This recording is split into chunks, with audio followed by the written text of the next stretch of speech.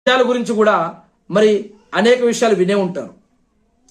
వీటి గురించి మనం చూసినట్లయితే మహాప్రవక్త మొహమ్మద్ అస్లం గారు ఇస్లామిక్ సాంప్రదాయం ప్రకారం మొహమ్మద్ అస్లం గారు చెప్పిన హదీసుల ప్రకారం అంతిమ దినాలలో ప్రళయ దినం, తీర్పు దినం, జడ్జిమెంట్ డేకి ముందు దజ్జాల్ యొక్క రాక కూడా ఉంటుంది.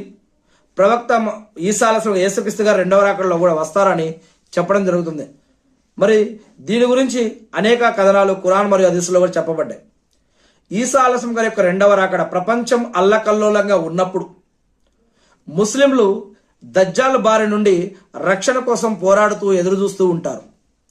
విశ్వాసులు, దేవుణ్ణి నమ్మిన వారు అనేక రకాల కష్టాలు, నష్టాలు, బాధలు, ఇబ్బందులకి గురై మరి ప్రవక్త కోసం ఎదురు చూస్తూ ఉంటారు, ఈసా అలైహిస్సలాం గారి కోసం.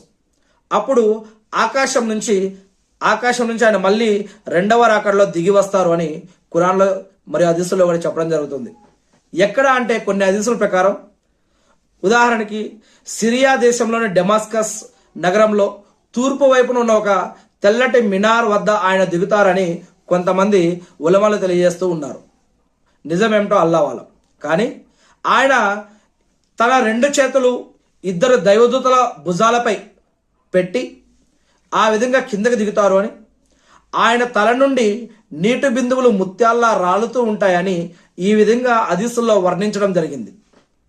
మరి ఈ యొక్క దజ్జాల్ని ఈసా అలైహిస్సలాం గారు అంతం చేయడం జరుగుతుంది అని, ఈసా అంటే యేసుక్రీస్తు గారి యొక్క ముక్కు నుంచి వచ్చే గాలి తగిలితేనే ఆ యొక్క దజ్జాల్ అంతమైపోతూ ఉంటాడు అని ఇలా చెప్పడం జరుగుతుంది. ఆ సమయంలో అల్ మసీహ్ అద్ దజ్జాల్, అబద్ధపు మెస్సయా, ప్రపంచాన్ని తన మాయలతో మోసం చేస్తూ తానే దేవుణ్ణి అని చెప్పుకుంటూ తిరుగుతూ ఉంటాడు ఈ యొక్క దజ్జాల్.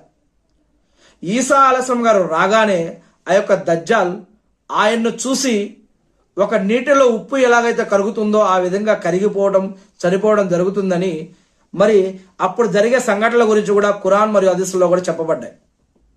దజ్జాల్ భయంతో పారిపోతాడు, కానీ ఈసా అలైహిస్సలాం గారు అతన్ని వెంబడించి ప్రస్తుతం ఇజ్రాయిల్లోని లుద్ అంటే గేట్ ఆఫ్ లుద్ అనే ఒక ప్రదేశం వద్ద అతన్ని అంతం చేస్తారు అని కూడా, మరి దీంతో భూమిపై ఉన్న అతిపెద్ద చెడు ఈవెల్ తొలగిపోవడం జరుగుతుంది అని, దాని తర్వాత షిర్క్, బిదాత్, హరాములను విరగ్గొట్టడం జరుగుతుంది అని, మళ్ళీ బోధన అనేది చేస్తారు అని, ఏక దైవారాధన గురించి మళ్ళీ ఈసా అలైహిస్సలాం గారు బోధిస్తారు అని, స్థాపిస్తారని మరి హదీసుల్లో చెప్పడం జరుగుతుంది, ఖురాన్లో కూడా చెప్పడం జరిగింది.